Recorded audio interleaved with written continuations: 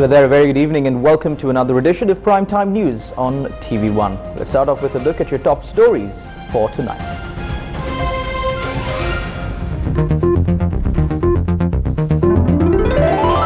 Low-lying areas surrounding 6 rivers inundated, 3 lives lost due to inclement weather. Vaccination drive in the western province continues despite heavy rainfall. Over 1 million citizens inoculated. Vegetables, fruits and seafood continue to pile up following the enforcement of travel restrictions. Is Brazil's president guilty of criminal negligence over vaccine disaster?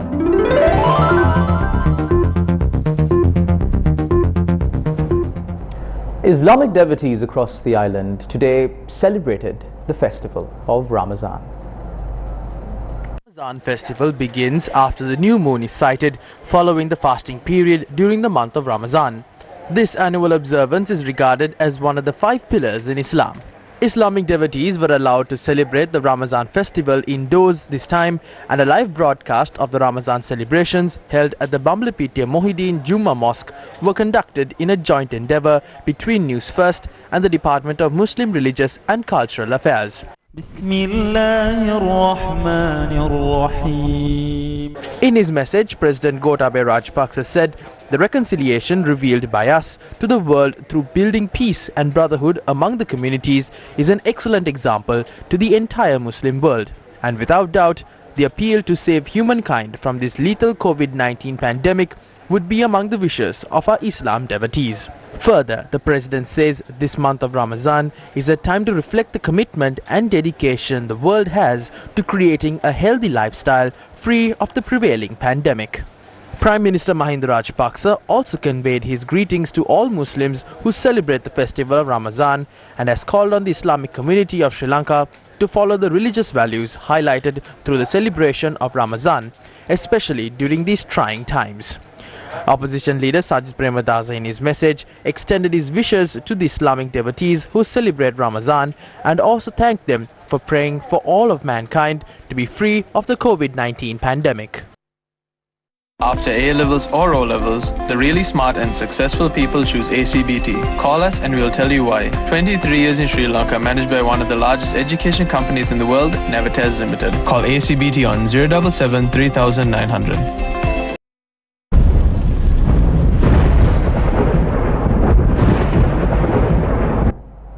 The low-pressure area that developed in the southeastern Arabian Sea, which is the cause of the inclement weather prevailing in the country, is expected to reduce from tomorrow.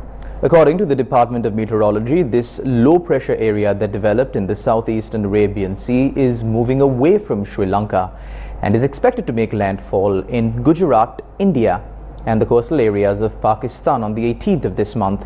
With this, the impact of the atmospheric disturbance in the southeastern Arabian Sea had on Sri Lanka in the past few days is expected to reduce gradually.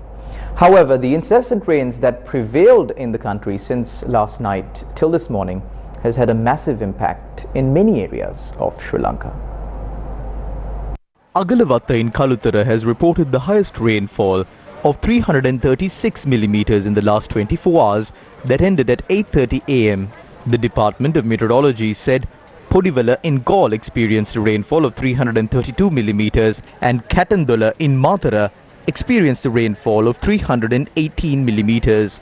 According to the Department of Irrigation, a minor flood is being experienced in areas surrounding the Kalu, Kalani, Nilvala and Gin rivers and the Attanagaluoya. The Department of Irrigation predicts although the water levels of these rivers may go up in the coming 3 hours, the water levels are likely to recede starting from tonight. Adding further, the Department of Irrigation said water levels of the Kalani River may increase in the stretch beginning from Avisavella to Nagalgam Street in Colombo. However, the Department of Irrigation advised residents living in lowlands to be vigilant during heavy showers. Landslide warnings were issued to many areas in the districts of Gaul, Matara, Ratnapura, Kegaul, Colombo and Kalutara today.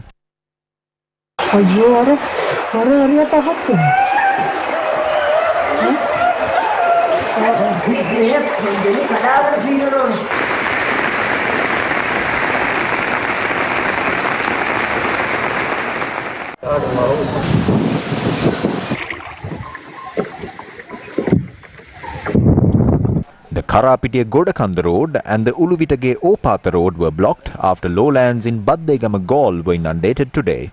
The Nagoda town was completely inundated today. It was reported that Ganegama on the Baddegama Dodangoda Road was submerged. 200 houses were inundated in Agalawatta Kudaligama in Matugama today. An earth embankment has fallen on 2 houses in the Girikola Grama Seva division. This was the manner in which lowlands were inundated after the Maguruganga in the Palindanuara Divisional Secretariat overflowed. Following the opening of sluice gates of Kukuleganga, Atabagashandiya and Paragoda areas on the Bulat Sinhala Molkava Road were submerged in water. Sri Lanka Navy has taken steps to provide the necessary facilities to the area residents by a special boat service.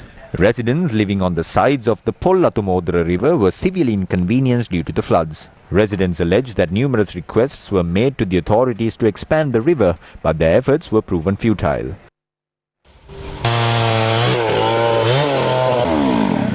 The water level experienced due to heavy showers in Katduwa Akurasa increased this evening. As a result of this, 100 houses were inundated in the area. Steps were taken to expand the estuary of the Nilwala River today to control the flood water.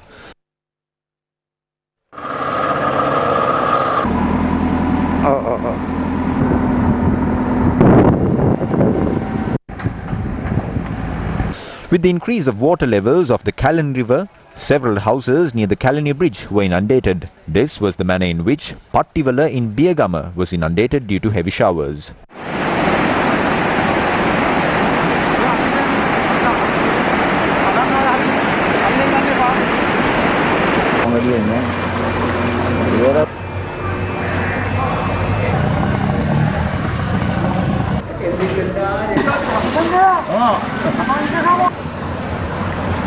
Talduwa city on the Avissavella Hatton Road was inundated following the overflow of the Kalani River. In addition, Padaniya, Dehiobita and Agruvella have been inundated as well. As a result, the Avissavella junction on the Ratnapura Colombo Road was blocked.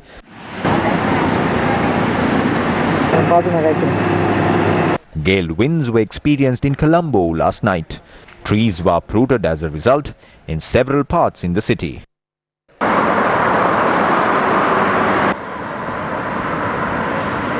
Mardan Kadavala in the Anuradhapura district was inundated due to heavy rainfall as well. Property damages were reported from Karagahavila, Ihalakotagama, Pahalakotagama and Kobbagol areas in the Bibila Divisional Secretariat in Monaragala due to incessant rains last night. 25 acres of corn and several houses were damaged as a result.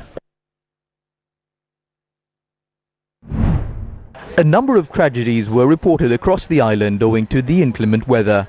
A landslide was reported this evening from Doravaka Varakapola in the Kegol district. Around 100 houses in the area were partially or completely damaged as a result of the landslide. A 54-year-old male lost his life when a mound of earth collapsed onto a house. A woman suffered injuries from this incident as well. A 53-year-old person, a resident of Siambalakale, lost his life last evening when he fell into a stream in Magaruoya Variapola. Another person died after being caught in a flash flood in Nakiadenia Galle yesterday. His body was found this morning. The deceased was a 31-year-old father of 2 and was a resident of the area. 3 people sustained injuries when a mound of earth collapsed in Ginigathena Hatton. They are currently receiving treatment at the Navalapitiya Hospital. 14th May 2021. Who will be permitted to travel? Will the vaccination drive in the country continue? How will agricultural produce be managed during the travel restricted period? The epidemiology unit of the Ministry of Health said that 889 new COVID-19 patients were identified today. The current tally of COVID-19 infections in the country stands at 136,685. 1,306 patients were discharged after they made a full recovery today. A total of 110,108 patients have recovered from the virus in Sri Lanka. The total COVID-19 related deaths in the country currently stands at 892. 24 COVID-19 related deaths were reported yesterday. No deaths have been reported so far today. An island-wide travel restriction came into effect from 11 p.m. last night, which would only be lifted at 4 a.m. on Monday, the 17th of May. Following the enforcement of travel restrictions, police barricades were set up in multiple locations island-wide. From Monday, the 17th, travel restrictions will be imposed from 11 p.m. to 4 a.m. each day until the 31st of May. Shops must also remain closed until 4 a.m. on Monday, the 17th. Media spokesperson of police DIG Ajit Rohana said public transport services will not operate until 4 a.m. on Monday. Operations are underway to locate those who flout quarantine regulations. 435 people have been arrested over the past 24 hours, increasing the total number of arrests to 8,209. Health regulations introduced by the Director General of Health Services will be strictly enforced until the 31st of this month. During that period, permission will not be granted to hold meetings. Passengers can travel on public transport only based on the number of seats in a particular vehicle. A three-wheeler can only carry 2 passengers at a time. Further, public places including grocery stores, supermarkets, shopping complexes, marketplaces, economic centers and banks will be allowed to only accommodate customers at 25% of their capacity. The assistance of the 3 armed forces will be sought to ensure the safety of isolated areas. The Ministry of Public Security said the Chief of Defence Staff has been notified to deploy troops if such a need arises. The ministry further said the 3 armed forces will be deployed to provide security to areas where police personnel are insufficient. The city of Colombo, which is usually teeming with crowds, was desolate today. Operations were carried out in Colombo and its suburbs today to locate those who breach quarantine regulations.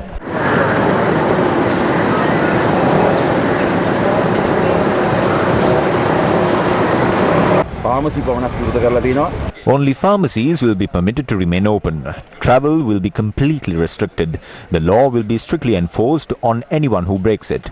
Supermarkets and Satosa outlets have been granted permission to deliver goods to houses based on orders placed online.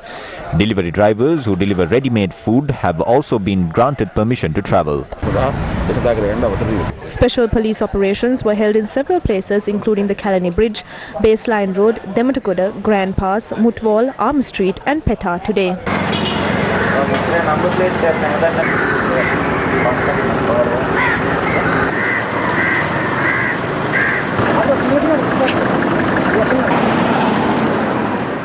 How will the vaccination drive be carried out? The Chinese Sinopharm vaccine is being administered to those in the western province at a rapid pace at present. Crowds had gathered at vaccination centers today despite rainfall in many areas to receive the jab. Journalists were inoculated at the Sri Javardhanapura hospital this morning. They were administered the Sinopharm vaccine.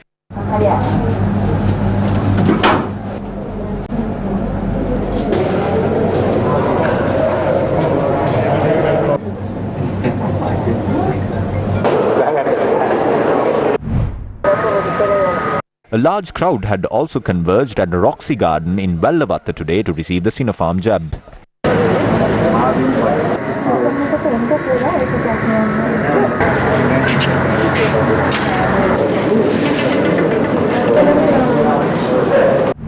(1,200 people were administered the Sinopharm vaccine at the Gonadua Primary School in Wadua today.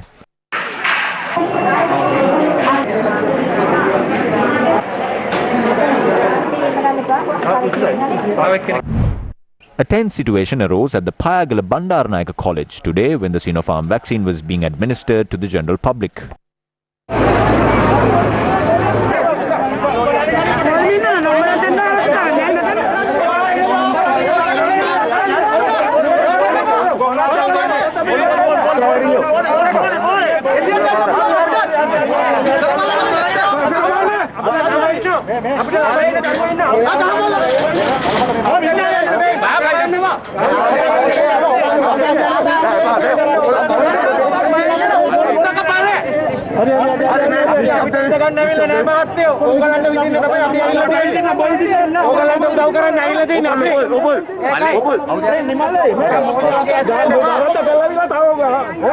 දැන් මෙතන පාන්දර 4 ඉඳන් මිනිස්සු ඇවිල්ලා පොලිමේ ඉන්නවා. ඊට පස්සේ number උත් දීලා කියලා. නම්බර් ඒගොල්ලන්ගේ ඕන නැහැ කියලා අරගෙන ඉවරලා ඊට පස්සේ කියන ආපහු පොලිමේ. ග්‍රාම සේවක කොටස වෙන් කරා නම් ඔය එකක්වත් වෙන්නේ නැහැ නෙමෙයි. දැන් ඒගොල්ලෝ ඒක කරේ නෑ. ඒගොල්ලන් කට්ටිය දාගෙන ඊට පස්සේ ගේට් එක දෙනවා. කවුද ඒගොල්ලෝ කියන්නේ කවුද? තමයි. මොකද පල්ලි? සභා මන්ත්‍රී මොකේ මන්ත්‍රියද? සභා මන්ත්‍රී කටි කරමයි දෙන්නේ. Crowds which had travelled to the vaccination centre despite heavy rainfall alleged regional politicians had exerted influence to inoculate themselves and their associates instead of remaining in queues. There are 103 centres established across the country to provide medication. There is a capacity of 20,712 beds, and at the moment 18,529 beds have been utilised. There are 146 ICU beds in 15 units. 72 are ready and are being used. During the past 24 hours, 24,648 PCR tests were carried out. The Covishield vaccine has been provided to 925,242 people up to now. 241,522 people have received the second dose. 214,880 doses of the Sinopharm vaccine have been administered as of yesterday. 14,673 doses of the Sputnik vaccine have been administered.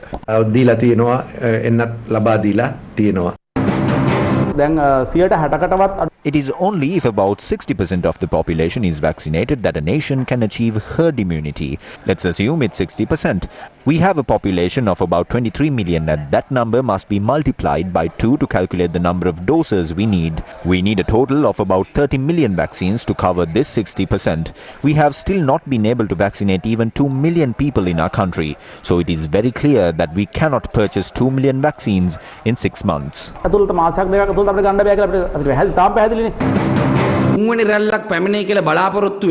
Instead of strengthening the vaccination program in the country, they promoted various tonics and superstitious practices. The situation in the country is a result of those actions.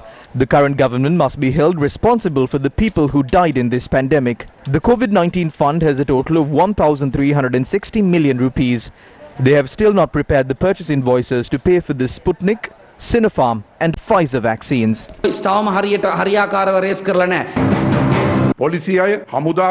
While members of the police, health sector, Gramanidari officers, development officers and Samudhi officers put their lives at risk to serve the people during this pandemic, people who destroyed the King's Court, criminals and family members of these criminals and family members of ministers who protected these criminals have gotten the vaccine through the back door.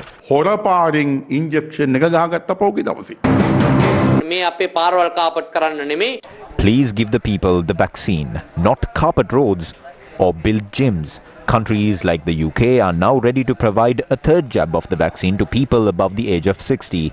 A third jab of the vaccine. It is only now that we have started to think about the people above the age of 60.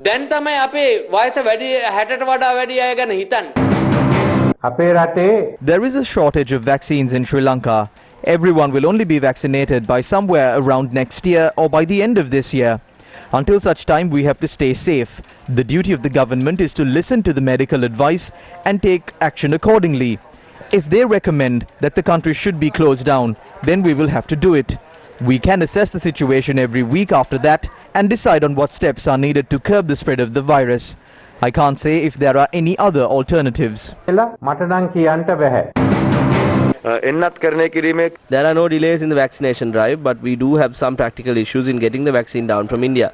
Even on that front, the President has held discussions with other state leaders and made diplomatic interventions to solve the problem. A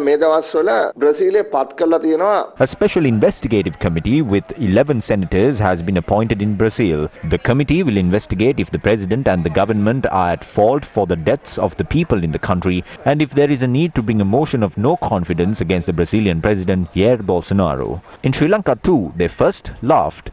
They asked why there is a need to lock down the country. Then they threw pots into the river. Then they consumed various tonics. Just like in Brazil, we too have 4 ministers of health. Just like in Brazil, it is a general who manages the COVID-19 pandemic related to matters in the country. We have vaccinated only 1% of our population, which is even less than Brazil. If the April 21st attacks was a result of irresponsible conduct, isn't this too a result of such negligence? Specialists point out if the proper action was taken at the right time, we would not have had to face a situation like this. Taking a look at the spread of the COVID-19 pandemic across the world, the coronavirus case count in the United States fell further, with the nationwide average now at 36,700 cases per day over the past week. That's the lowest level the average daily cases fell since the 14th of September last year. The government of Sri Lanka and the World Bank signed a $80.5 million additional financing to help Sri Lanka access and distribute COVID-19 vaccines and to strengthen the country's vaccination system and pandemic response. S.R. Artigala, the Secretary to the Ministry of Finance, signed on behalf of the government, and Faris Haddad Zavos, World Bank Country Director for Sri Lanka, signed on behalf of the World Bank.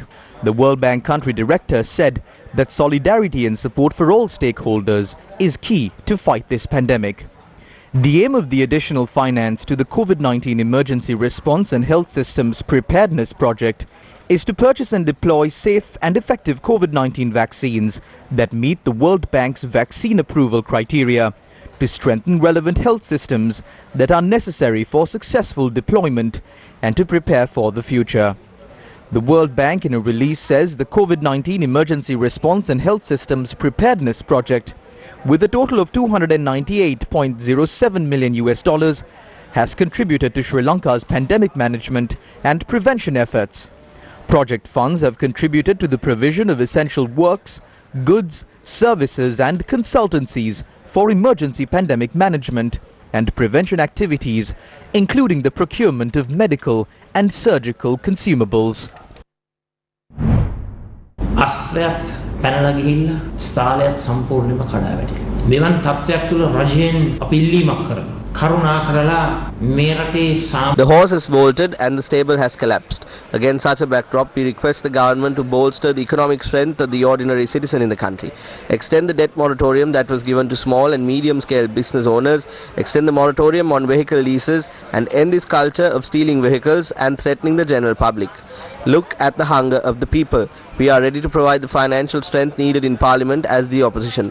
We request the government not to go astray or be complacent and provide solutions to the issues faced by the people of this country. නිදිමතේ සිටින්න රටේ ජනතාවගේ ආර්ථික සමාජීය ප්‍රශ්න දිහා බලලා උණුවෙන හදවතක් ඇති කරගෙන ජනතාවගේ නැතිබරිකම ඉදිරියේ මේ ප්‍රශ්න වලට විසඳුම් ලබා දෙන්න. SATOSA has initiated a program to provide a relief pack which includes essential items worth 5,000 rupees to families undergoing quarantine and those in isolated areas. 20 essential items will be included in this relief pack, which will be doled out to citizens based on the advice of Minister Bandula Gunawardena. SATOSA outlets and cooperative outlets will remain open to issue these relief packs to district secretariats and divisional secretariats. Pursuant to the announcement by the government to allow dedicated economic centres in the country to reopen, many farmers transported their produce to economic centres today. However, traders were not present to purchase the produce. This was the situation at several economic centres across the island, witnessed earlier today. If the entire country is closed and the farmers are here but there are no traders, who are we to sell to? This is a short-sighted decision. This government is brainless. If not, why would they close shops island-wide but keep economic centres open? Who are we to sell these to? Cows? Additional District Secretary Ruan Bandara said steps will be taken to purchase 70,000 kilograms of vegetables from the Tambuttegama Dedicated Economic Centre and distribute the produce with the assistance of the army. The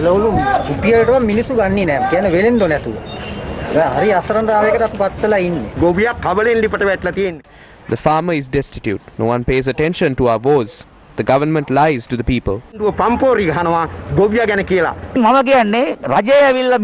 sell the produce at any price the government wishes to buy it. The farmer is willing to give it for free. I will pay them through the Traders Association. The ministers should intervene and take away the vegetables free of charge. There is no one since travel restrictions were imposed. Many of the fish are on ice.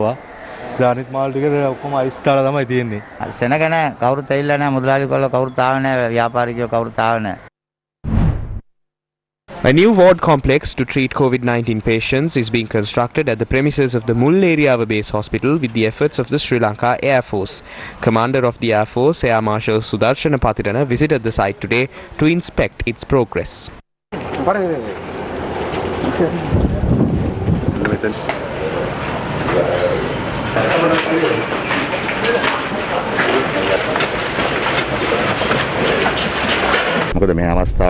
There is a spike in the number of cases. Treatment centers are required to treat those patients.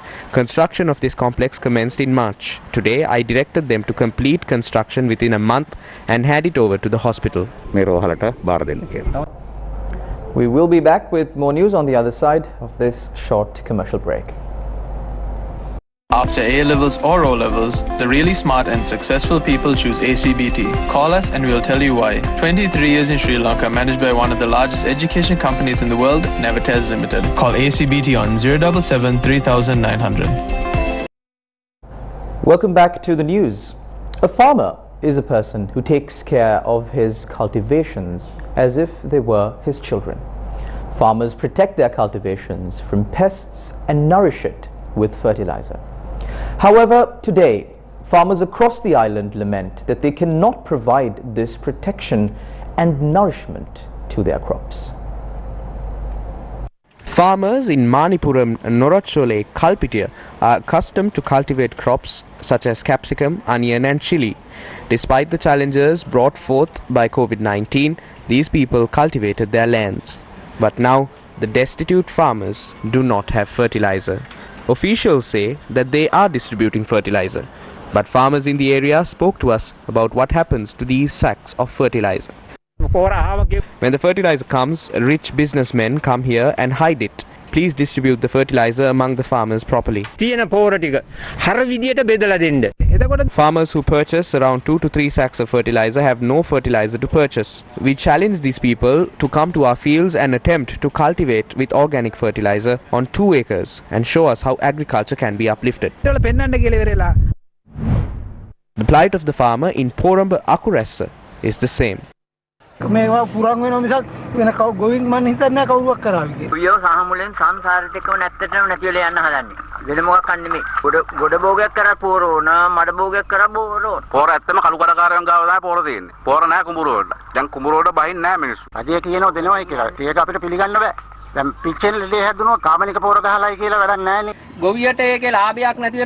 farmer cannot make a profit out of this, they will stop.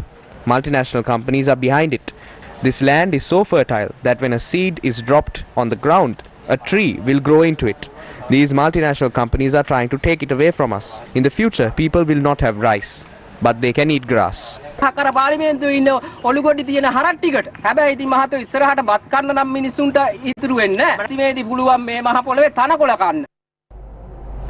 And that's a wrap of Primetime News on TV1 for tonight. However, we leave you tonight with these views that were expressed by the head of the History Department at the Kalnya University, Venerable Galkande Dharmananda Thera.